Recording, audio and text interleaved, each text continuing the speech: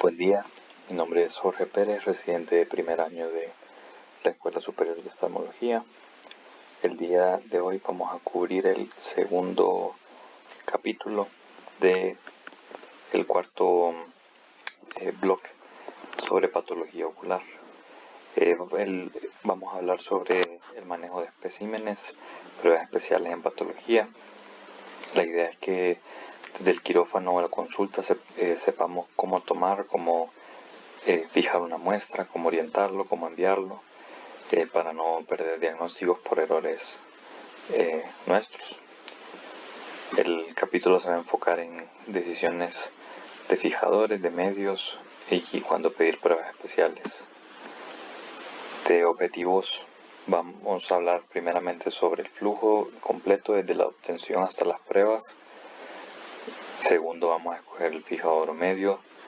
Tercero, vamos a repasar manejo de muestras claves del globo ocular, biopsias palpebrales, conjuntiva y arteria temporal. Cuarto, saber cuándo pedir y cómo enviar para inmunohistoquímica, microscopía electrónica diagnóstica, patología molecular e inmunofluorescencia. Lo importante es que debemos de planificar antes de biopsiar para que la muestra pueda tener el mayor provecho.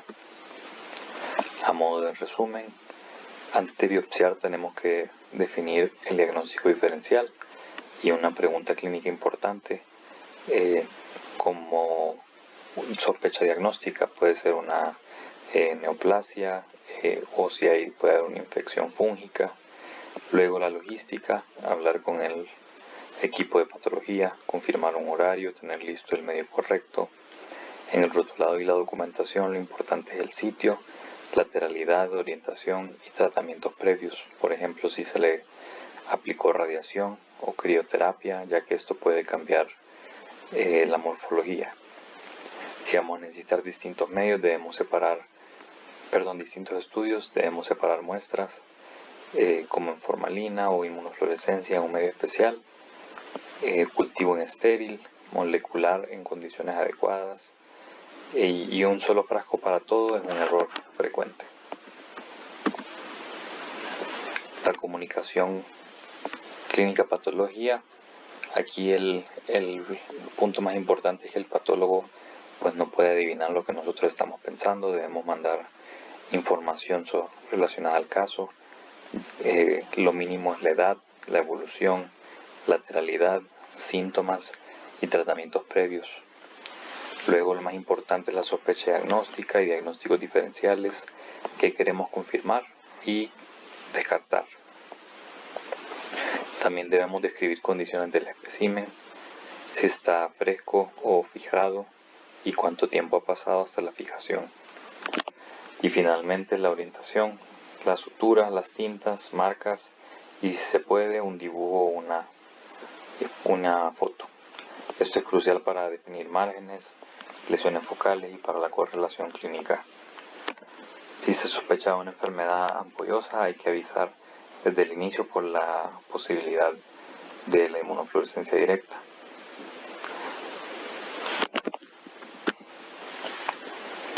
Hablando sobre fijación y medios de transporte, una regla práctica es que el fijador depende del estudio. La rutina suele ser usar formalina o formaldehído, pero eso no nos sirve para todo. El tiempo a fijación importa, si hay retrasos y desecación se puede degradar la morfología o antígenos afectando la inmunohistoquímica y las pruebas moleculares. Si tenemos dudas, lo correcto es llamar al patólogo antes de tomar la muestra y además usar recipientes adecuados, usar volumen suficiente de los fijadores y los medios y evitar que el tejido también quede apretado o seco. Esta tabla nos puede ayudar a saber o diferenciar qué se puede usar para cada necesidad, si es rutina o si es para inmunofluorescencia, si es para microscopía electrónica diagnóstica, Por ejemplo, para la inmunofluorescencia se puede usar el medio de transporte de Mitchell o de Zeus. Para microscopía eléctrica diagnóstica se puede usar glutaldehído al 2.5%. Entonces esto lo debemos tener claro desde antes para tener todo listo. Este es como el checklist de seguridad del espécimen, el rotulado indeleble con nombre o identificación, el sitio, lateralidad y hora. Para orientación, lo más práctico o común es usar suturas, una larga y una corta, tintas o muescas, y anexar también un esquema como el de la imagen. En tejidos pequeños hay que evitar que se enrollen o que se deformen. Se recomienda fijarlos extendidos. En conjuntiva, el papel filtro puede ayudarnos, y si vamos a pedir estudios distintos, se debe dividir el material en recipientes separados desde el inicio. El globo ocular, en caso de una enucleación, la orientación es crítica. Se debe registrar la longitud del nervio óptico, los músculos extraoculares presentes y las suturas de orientación. Es importante medir el globo y describir los hallazgos externos como cicatrices, placas o masas. Después considerar que la transluminación puede ayudar a localizar lesiones intraoculares antes de abrir. Así evitamos pues cortarlas o dañarlas en el manejo. Y hay que comunicar antecedentes claves, si es tumor, si hubo radiación, láser, crioterapia u otros tratamientos, porque estos pueden cambiar la interpretación del patólogo y el muestreo que se necesita.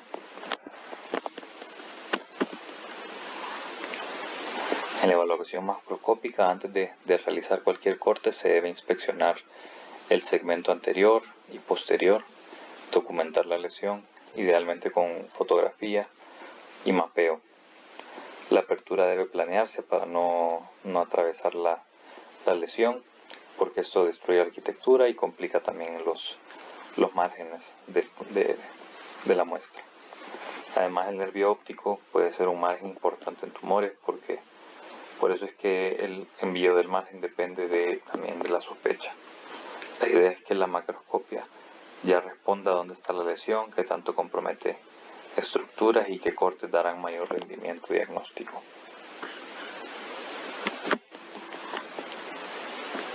En el seccionamiento y muestreo, el corte clásico es a través del eje pupila-nervio óptico, pero se ajusta si la lesión está excéntrica.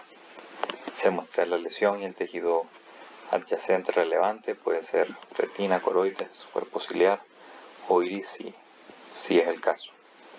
En sospecha de extensión también se muestra el margen del nervio óptico y cualquier extensión extraescleral. Y hay que evitar artefactos por compresión y mantener la orientación durante todo el proceso. En cuanto a conjuntiva, el error más común es el dañar la muestra por pinzamiento. Se debe manipular mínimamente con instrumentos finos. Las biopsias pequeñas se colocan extendidas sobre el papel filtro, epitelio hacia arriba, para evitar enrollamiento y permitir cortes adecuados. Si es lesión focal, se envía en bloque con orientación. Si se sospecha infección o se necesitan pruebas especiales, se pueden mandar muestras separadas, una para rutina, otra para cultivo o inmunofluorescencia. Hablando un poquito sobre la inmunofluorescencia directa, esto se puede usar en casos de sospecha de pemfigoide ocular o enfermedad ampollosa de mucosas. Aquí la inmunofluorescencia es clave.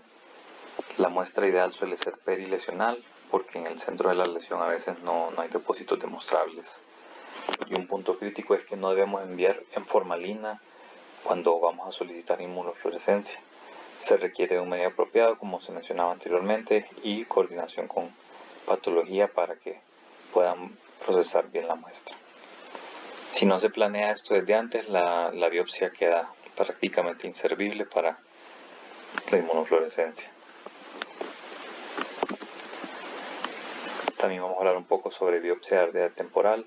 Esta se usa para confirmar o descartar una arteritis, típicamente de células gigantes en el contexto clínico correcto, ¿verdad?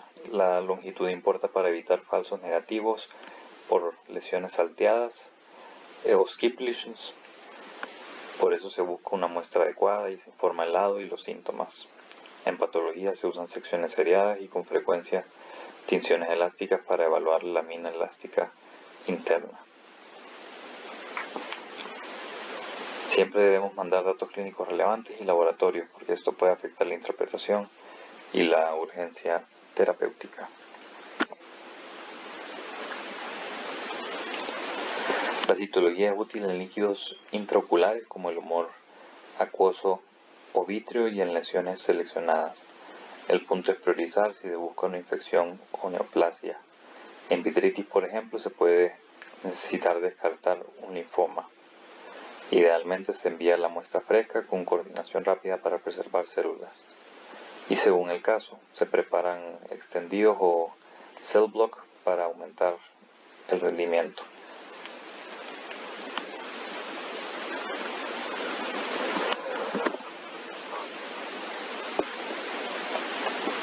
Hablando un poquito sobre las tinciones, estas se eligen según el diagnóstico diferencial.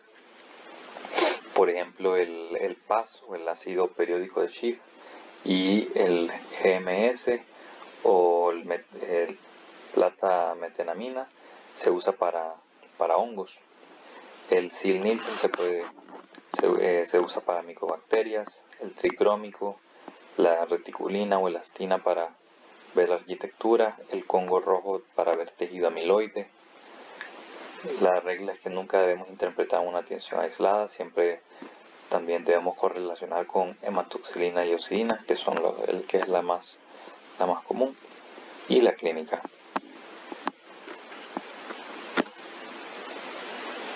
Ejemplos de estas tinciones especiales. Estas imágenes ilustran que las tinciones aumentan sensibilidad, pero también pueden tener trampas. Importa el patrón y la localización, está en tejido, en superficie o es algún tejido contaminante. Como se mencionaba antes, se puede usar el PAS o el GMS para hongos o otras tinciones. O sea, cada tinción tiene su propósito. Como se ven aquí son bastantes, entonces eso se debe estudiar previamente, a menos que se quiera memorizar. Y también hay artefactos y material exógeno que puede teñirse, por eso el resultado debe responder a la pregunta clínica y ser consistente con la tinción de H&E. Otras técnicas especiales para muestreo, el frozen section o la congelación sirve para diagnóstico rápido, intraoperatorio y en algunos escenarios la evaluación de márgenes. La MOS es una técnica de evaluación en phase de márgenes muy útil para tumores cutáneos perioculares, porque maximiza la preservación del tejido sano. Ambas dependen de una buena orientación y una comunicación con patología siempre.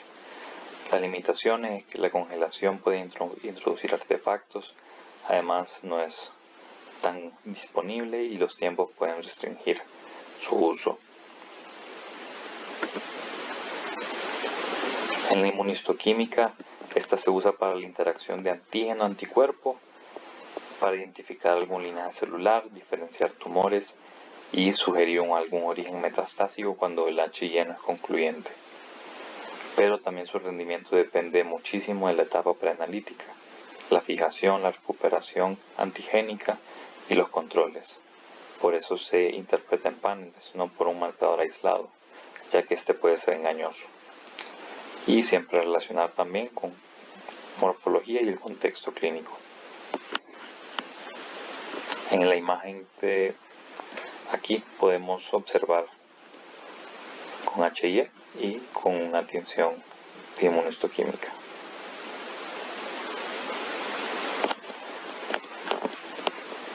como anticuerpos frecuentes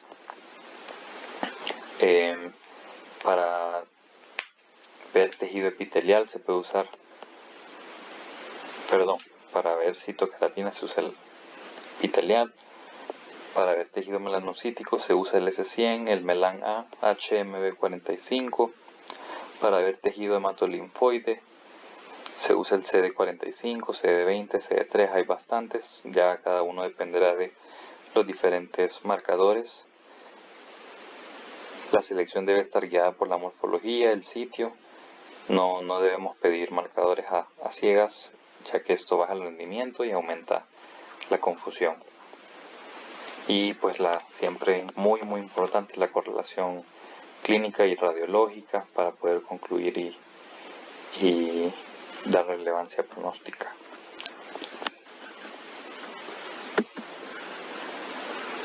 Pasando a patología molecular, esta puede apoyar en el diagnóstico de infecciones o neoplasias cuando la histología no basta. El PCR o la reacción en cadena de polimerasa y las sondas de ADN son útiles para agentes específicos. En la vitritis crónica o en el vitrio se envía la muestra no diluida para mejorar el rendimiento. En la vitritis crónica se debe considerar descartar linfoma vitrio retiniano con estrategias diagnósticas adecuadas. La calidad del ADN o el ARN depende del manejo preanalítico, así que, como se repite siempre, la logística y la preservación son determinantes. En tumores seleccionados se puede usar perfil de expresión o el microarray para poder realizar una estratificación pronóstica. Un ejemplo es el melanoma ovial con material obtenido por biopsia de aguja fina. Aquí las pruebas moleculares pueden aportar información de riesgo. Esto requiere una coordinación de volumen, de medio y los tiempos adecuados para que el material pueda ser interpretable cuando lo recibe el patólogo. Y también es importante que discutir costos o beneficios y el consentimiento del paciente.